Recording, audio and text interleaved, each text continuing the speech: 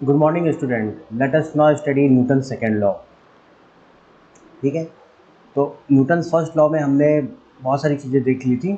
अब Newton second law की बारी है, न्यूटन सेकेंड लॉ। ठीक, तो न्यूटन सेकेंड लॉ आज हम लोग देखेंगे और उसके पहले हम लोग छोटा सा एक कॉन्सेप्ट देख लेते हैं, मोमेंटम। मोमेंटम, ठीक है, मोमेंटम क्या होता है? ठीक, अगर कोई बॉडी के पास, ठीक है, लेट अस से कि इसका मास m1 है और इसका मास छोटा सा मास है, इसको मैं छोटा सा बता देता हूँ। लेट अस से ये छोटा सा मास है और ये m2 है, ठीक है। और लेट अस से कि m1 is greater than m2।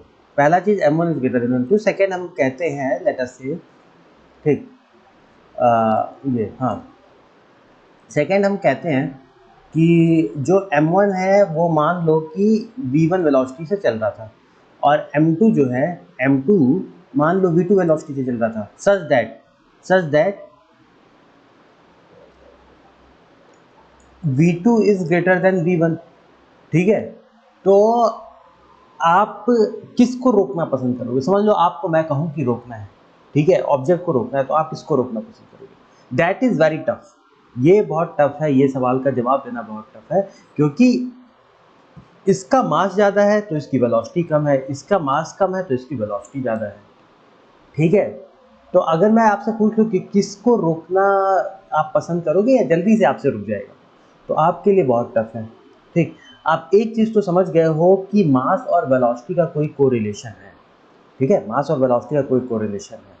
ठीक, तो मोमेंटम क्या है? मोमेंटम है is a product of, momentum is a product of, product किसका है? Mass and velocity, product of mass and velocity, mass and velocity. तो मोमेंटम को कैसे रिप्रेजेंट करते हैं? P से रिप्रेजेंट करेंगे, P is equal to mv। ये वेक्टर का साइन है, ये क्या होता है? Momentum is equal to mass into velocity. Momentum is equal to m का मतलब है मास इनटू v का मतलब है वेलोसिटी। तो जो वेलोसिटी का डायरेक्शन होगा मोमेंटम भी उसी डायरेक्शन में होगा, क्योंकि मोमेंटम एक वेक्टर क्वांटिटी है, वेलोसिटी भी एक वेक्टर क्वांटिटी है और मोमेंटम भी एक वेक्टर क्वांटिटी है। ठीक है, तो आई थिंक आपको इतना क्लियर हो गया। एक छोटा सा सवाल करते हैं। लेट अस से कि एक ऑब्जेक्ट है 50 ग्राम का, ठीक है, और वो मूव कर रहा है लेट अस से विद वेलोसिटी 100 मीटर पर सेकेंड। तो उसका मोमेंटम बताना है। ठीक, उसका मोमेंटम बताना है, तो मोमेंटम हम लोग क्या लिखते हैं? Momentum is equal to m into v. तो हम क्या करेंगे? 50 ग्राम को पहले हम लोग केजी में कन्वर्ट करेंगे, ठीक है, इंटू वेलोसिटी 100 मीटर पर सेकेंड। ठीक है, ग्राम को पहले हमने क्या किस में कन्वर्ट किया? केजी में कन्वर्ट किया, और वेलोसिटी को मीटर पर सेकंड में था, तो दोनों को एसआई यूनिट में हमने लिख दिया। मास का एसआई यूनिट केजी होता है, वेलोसिटी का SI unit metre per second है।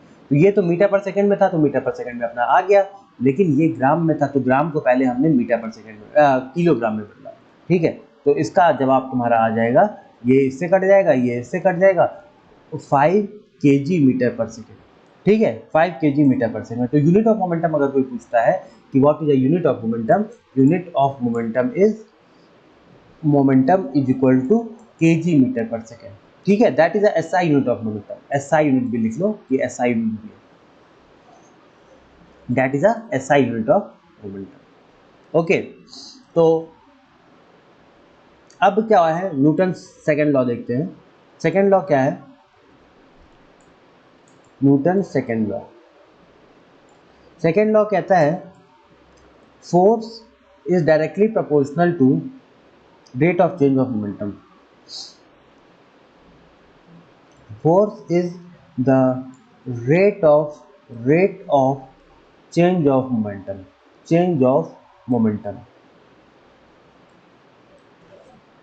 तो हम फोर्स को कह सकते हैं कि force is equal to delta M, sorry, delta P upon T, delta T ऐसे लिख सकते हैं। Change in momentum upon change in time is equal to change in momentum upon change in time, change in time. तो ये हो जाएगा हमारा momentum final minus momentum initial upon time final minus time initial.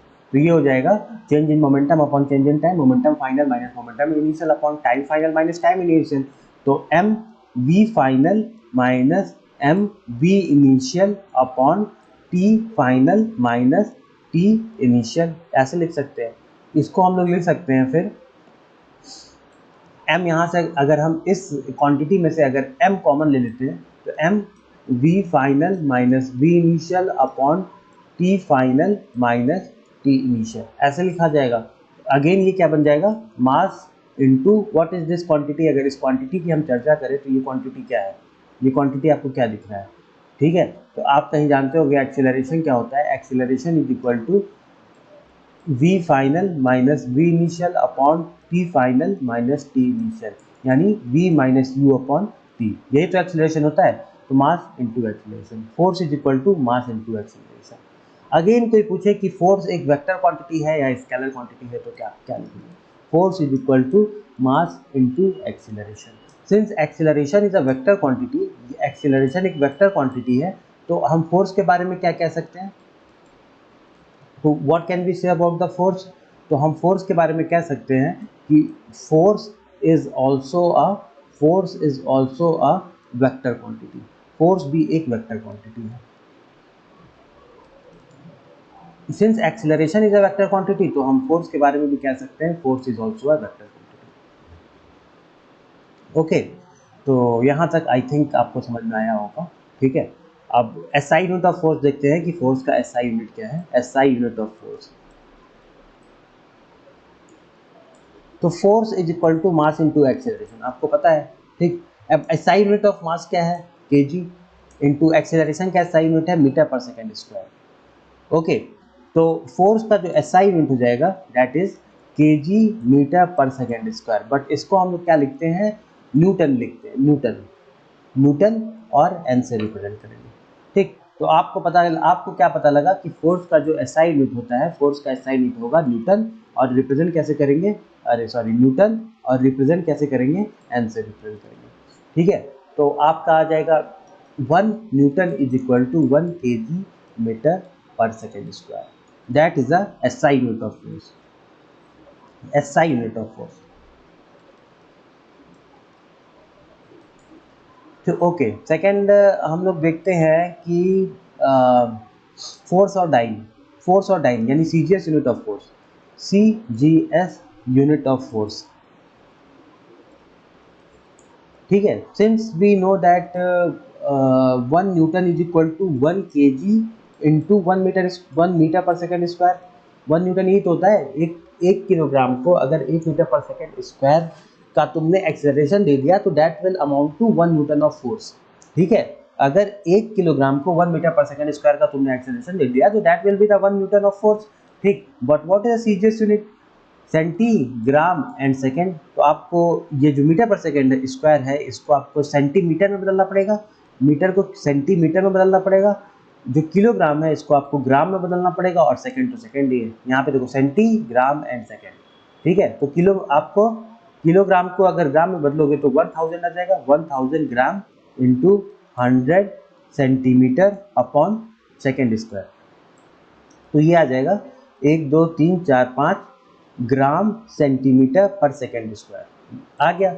And this gram centimetre per second square is equal to, तो यहाँ पे हमारा 1 Newton आ जाएगा, 1 Newton is equal to 1 2 3 4 5 dyne, gram centimetre per second square is dyne, इसी को हम लोग क्या बोलते हैं, डाइन बोलते हैं। तो ये जो कन्वर्जन है इसको आप लोग रट लो, 1 न्यूटन इज इक्वल टू 10 की पावर 5 डाइन। कन्वर्जन को आप लोग रट लो, ये आपको बहुत बहुत काम में आएगा, हमेशा काम में आता रहेगा, ठीक है। तो आपको क्या देखना है, आपने यहाँ पे बहुत आराम से देख लिया कि और डाइन क्या होता है, डाइन की वैल्यू किसके बराबर है, वो सब आपने देख लिया है यहाँ पे, ठीक है। तो फोर्स को हम लोग क्या लिख सकते हैं, force is equal to mass into acceleration, ये हमारा फोर्स की वैल्यू आ जाएगी। फोर्स का यूनिट भी आप लोग को समझ में आ गया है, फोर्स की सीजीएस यूनिट भी आप लोग को समझ में आ गया है। अब डिपेंड करता है कि क्वेश्चन आपको क्या कैसे दे देगा, ठीक है। देखो, अगर फोर्स और एक्सीलरेशन में अगर ग्राफ बनाओगे, फोर्स और एक्सीलरेशन में ग्राफ बनाओगे तो that will be the straight line, and this straight line is a constant, और ये कांस्टेंट क्या रिप्रेजेंट करेगी, इट विल रिप्रेजेंट मास, ठीक है। फोर्स और एक्सेलरेशन का जो स्ट्रेट लाइन होगा that will be the constant and this constant is the mass. Okay, again force और मास में अगर ग्राफ बनाओगे तो that will be the straight line होगा, स्ट्रेट लाइन होगा। ये स्ट्रेट लाइन एक कांस्टेंट को रिप्रेजेंट करेगा and constant will represent acceleration को रिप्रेजेंट करेगा। ठीक है। थर्ड क्या होगा, अगर मास और एक्सेलरेशन में ग्राफ बनाओगे तो ये ग्राफ कुछ इस तरीके का आएगा। यहाँ पे थोड़ा सा गड़बड़ हो गया। ठीक, ये ग्राफ कुछ इस तरीके का तुम्हारा ग्राफ आएगा। ये जो कांस्टेंट होगा that constant will represent force. ये कांस्टेंट है, ये कांस्टेंट लाइन होगी जो रिप्रेजेंट करेगी ये कांस्टेंट फोर्स को रिप्रेजेंट करेगी। ओके, तो आई थिंक आपको यहाँ तक सब समझ में आ रहा होगा।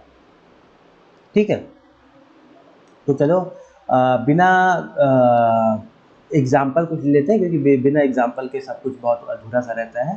ठीक है, तो एग्जाम्पल ले लेंगे, जैसे कि 2 kg का ब्लॉक है।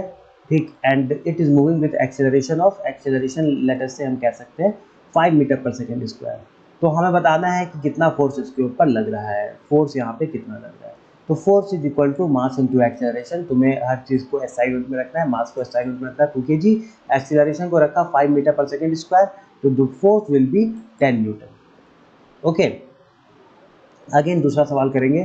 ठीक, लेट अस से कि 20 ग्राम है, 20 ग्राम का ऑब्जेक्ट है that is moving with the acceleration इसके ऊपर लेट अस से 100 मीटर पर सेकेंड स्क्वायर का एक्सेलरेशन है। तो हमें बताना है कि इसके ऊपर फोर्स कितना लग रहा है। ठीक है, हमें क्या बताना है कि इसके ऊपर फोर्स कितना लग रहा है। तो फोर्स हो जाता है तुम्हारा मास इंटू एक्सेलरेशन, लेकिन पहले हम हर एक चीज़ को एसआई यूनिट में रखेंगे। What is a mass? Mass is 20 gram, 20 gram is a mass. तो इसको पहले एसआई यूनिट में रखो, 20/1000 से तुमने इसको क्या कर दिया, एसआई यूनिट में तब्दील कर दिया। और एक्सेलरेशन इन मीटर पर second square that is an SI unit, वो एसआई यूनिट में ऑलरेडी है। ठीक, तो मास को तुमने रख दिया 20/1000 इंटू एक्सेलरेशन तुम्हारा हो जाएगा 100 मीटर पर सेकेंड स्क्वायर। तो again the force is equal to 2 newton. 2 newton का फोर्स इस पे लगेगा that will produce the acceleration of 20 metre पर second square on 20 gram of that will produce the acceleration of 100 metre पर second square on 20 gram of object. 20 gram के object पे, ठीक है, कितना कितना फोर्स लग रहा होगा? 2 न्यूटन का फोर्स लग रहा होगा, और वो एक्सेलरेशन कितना प्रोड्यूस करेगा? 100 मीटर पर सेकेंड स्क्वायर। ठीक, देखो एक एनालिसिस और कर लेते हैं, एनालिसिस ऑफ फोर्स।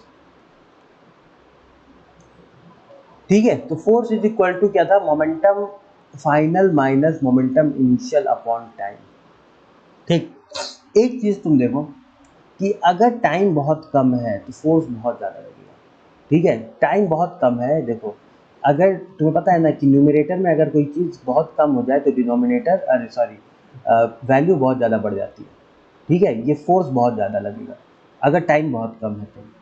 ठीक, तो इसी एग्जांपल से तुम एक ऐसा समझ सकते हो कि जैसे लेट अस से कि तुम क्रिकेट बॉल को कैच करते हो। क्रिकेट बॉल को क्या कर रहे हो तुम? क्रिकेट बॉल को कैच करते हो, क्रिकेट बॉल कैच कर रहा हो। ठीक है, एंड इफ ऊपर से कोई चीज़ आपके आपके हाथ में आके गिरती है, ठीक, आपने ऐसे कैच किया, तो अगर तुम्हारा जो टाइम इंटरवल है, जैसे तुमने यहाँ से हाथ को बढ़ाया, बॉल ऐसे आकर गिरा तुम्हारे हाथ में, तुमने बॉल को स्विंग करके ऐसे पीछे लेते आए, ठीक है, इस डायरेक्शन में अपने उससे पीछे लेते आए। ठीक है, बॉल को ऐसे करके ऐसे पीछे लेते आ रहे हो, तो तुम क्या कर रहे हो? तुम अपना टाइम इंटरवल बढ़ा रहे हो। ठीक है, तुमने अपना टाइम इंटरवल को बढ़ा दिया। अगर तुम टाइम इंटरवल को बढ़ा दोगे तो तुम्हारे हाथों पे चोट जो लगेगा वो बहुत कम लगेगा। ठीक है, तुमने अपने टाइम इंटरवल को बढ़ा दिया ना, कैच को ऐसे ऐसे ऐसे पीछे ले आ रहे हो, तो तुम उसका मोमेंटम जो चेंज होना था उसको बहुत धीमे धीमे धीमे धीमे करके तुम उसके मोमेंटम को चेंज कर रहे हो। तो टाइम इंटरवल बढ़ा दोगे तो तुम्हें जो फोर्स, बॉल की फोर्स जो तुम्हारे वो हाथों पे लगने वाली थी वो बहुत कम हो जाएगी। ठीक है, similar is the case with when someone बहुत ऊंची बिल्डिंग से ऐसे कूद रहा है। ठीक है, बहुत सारे स्टंट्स में तुमने टीवी उसमें देखा होगा कि हीरो ऊंची बिल्डिंग से कूद जाता है, बट वहाँ पे क्या होता है, नीचे एक फोम लगा होता है, बहुत मोटा सा एक फोम लगा होता है। ऊंची बिल्डिंग से ऐसे कूद जाता है लेकिन फोम में गिरता है। फोम क्या करता है? सेम चीज़ करता है कि momentum final minus momentum initial upon delta T, यही होता है ना। तो इसका मोमेंटम जो है वो बहुत धीमे धीमे धीमे धीमे करके चेंज करेगा। ठीक है, फोम जो होगा प्रेस होने में बहुत धीमे धीमे धीमे धीमे का वक्त लगाएगा। तो मोमेंटम जो डेल्टा टी होगा, डेल्टा टी अगर बढ़ा देगा तो फोर्स क्या होगा, फोर्स बहुत कम लगेगा।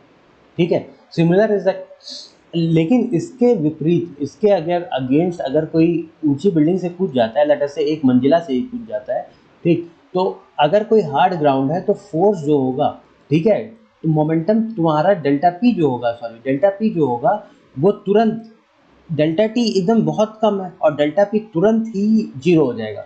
ठीक है, यानी कि फोर्स बहुत ज़्यादा बढ़ जाएगी। इसीलिए कोई हार्ड ऑब्जेक्ट पर ऊंचाई से अगर फेंकोगे तो उसके टूटने या ब्रेक होने के चांसेस ज़्यादा है, क्योंकि मोमेंटम का जो चेंज है वो पल भर में ही जीरो हो जाता है। ठीक है, मोमेंटम का चेंज वो पल भर में ही वो जीरो हो जा रहा है। लेकिन इसके विपरीत अगर कुछ फोम लगा दिए, कुछ ऐसा ऑब्जेक्ट लगा दिए जहाँ पर मोमेंटम धीमे धीमे धीमे धीमे करके चेंज होगा, तो वहाँ पे तुम्हारा जो फोर्स होगा, फोर्स अप्लाई, वो क्या होता है, वो बहुत कम हो जाता है। सेकंड केस हम देखते हैं, सेकंड केस हम देखते हैं। ठीक है, जब एथलीट हाई जंप करते हैं या लॉन्ग जंप करते हैं तो यहाँ पे मडी ग्राउंड होता है, मडी ग्राउंड होता है। ठीक है, तो मडी ग्राउंड क्यों होता है, उसका भी सेम रीज़न है, क्योंकि यहाँ से जब जंप करके आ रहा है तो उसको डेल्टा पी करना है ना, चेंज इन मोमेंटम करना है। लेकिन तुम जो टाइम पीरियड है, अगर मडी ग्राउंड में गिरेगा तो टाइम पीरियड डेल्टा टी जो है, टाइम पीरियड को बढ़ा दोगे। तो अगर तुमने टाइम पीरियड बढ़ा दिया तो force is equal to delta P upon delta T है। लेकिन डेल्टा टी अगर तुमने बढ़ा दिया तो तो फोर्स कम लगेगा। ठीक है, और फोर्स कम लगेगा तो उनको चोट कम लगेगी। ठीक, तो आई थिंक ये दो एग्जांपल से आपका ये सब क्लियर हो गया होगा कि आ, आ, कि फोर्स कितना लगना चाहिए, क्या वो होना चाहिए। ठीक है, अभी हम लोग एक दो एग्जांपल और कर लेते हैं, फिर उसके बाद हम लोग थर्ड लॉ को देखते हैं। तो एक एग्जांपल देख लेते हैं, लेट अस से कि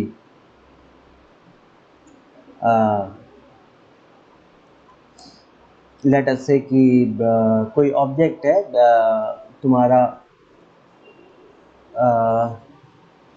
लेट अस से कि एक क्रिकेट बॉल है। क्रिकेट बॉल, मैं एग्जांपल बता देता हूँ, एक क्रिकेट बॉल है, क्रिकेट बॉल है। ठीक है, बॉल है जिसका मास दिया हुआ है, मास इज इक्वल टू 100 ग्राम का मास दिया हुआ है। ठीक, with speed of 30 metre per second से आ रहा है, 30 मीटर पर सेकंड से आ रहा है, और प्लेयर इसको रेस्ट पे ला रहा है। कितने सेकंड में रेस्ट पे ला रहा है, 0.03 सेकंड में ये रेस्ट पे आ जा रहा है। तो हमें क्या बताना है, चेंज इन मोमेंटम। हमें पहला क्या बताना है, ठीक है, वेलोसिटी इनिशियल थी, यानी 30 मीटर पर सेकंड से आ रहा है और प्लेयर इसको रेस्ट पे ला रहा है, यानी वेलोसिटी फाइनल जो होगी जीरो होगी, क्योंकि रेस्ट पे ला रहा है ना, रेस्ट पे ला रहा है तो दैट मीन्स वेलोसिटी फाइनल जो जीरो होगी। हमें बताना क्या है, ये भी हम वो देख लेते हैं। हमें बताना है पहला में change in momentum, change in momentum, और दूसरा हमें बताना है average force, average force applied, average force applied, force applied.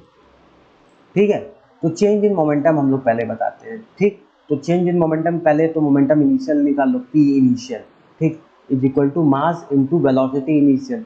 तो मास तुम्हारा था 100 ग्राम्स।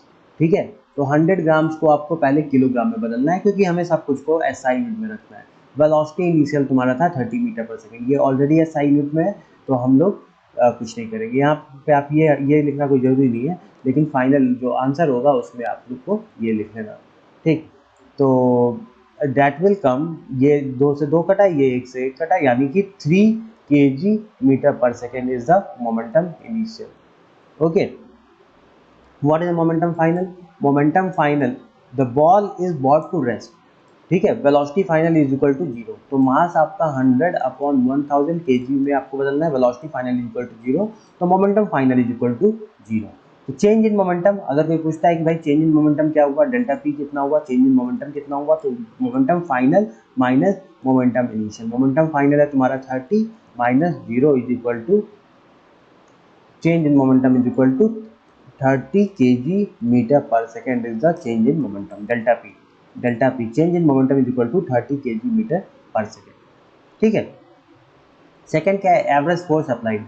तो एवरेज फोर्स अप्लाइड अगर कोई पूछ रहा है, ठीक, तो force applied is equal to force applied, force applied is equal to delta P upon delta T, delta P upon delta T, delta P is equal to 30 minus 0 upon delta T. Delta T आपको दिया हुआ था ना, question में क्या दिया था, ठीक है, क्वेश्चन में क्या दिया था, delta T is equal to 0.03 second. इसको आपको डायरेक्ट लिख लेना है, ठीक है। तो अब डेल्टा पी आप यहाँ पे भी सिंस आप लगा चुके थे तो 30 माइनस 0 लिखने की जरूरत नहीं है, बस 30 आप लिख दीजिए, ठीक है। डेल्टा पी आपने आपने ले आया था ना, ये यहाँ पे ले आए थे डेल्टा पी, ठीक, तो डायरेक्ट आप 30 लिख दीजिए और डेल्टा टी की जगह आप 0.03 लगाएंगे तो आपका आंसर जो आ जाएगा that will come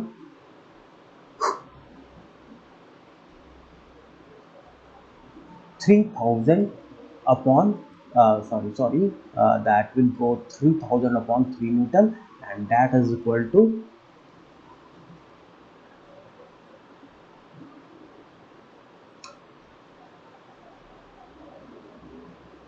that is equal to 1000 and Newton।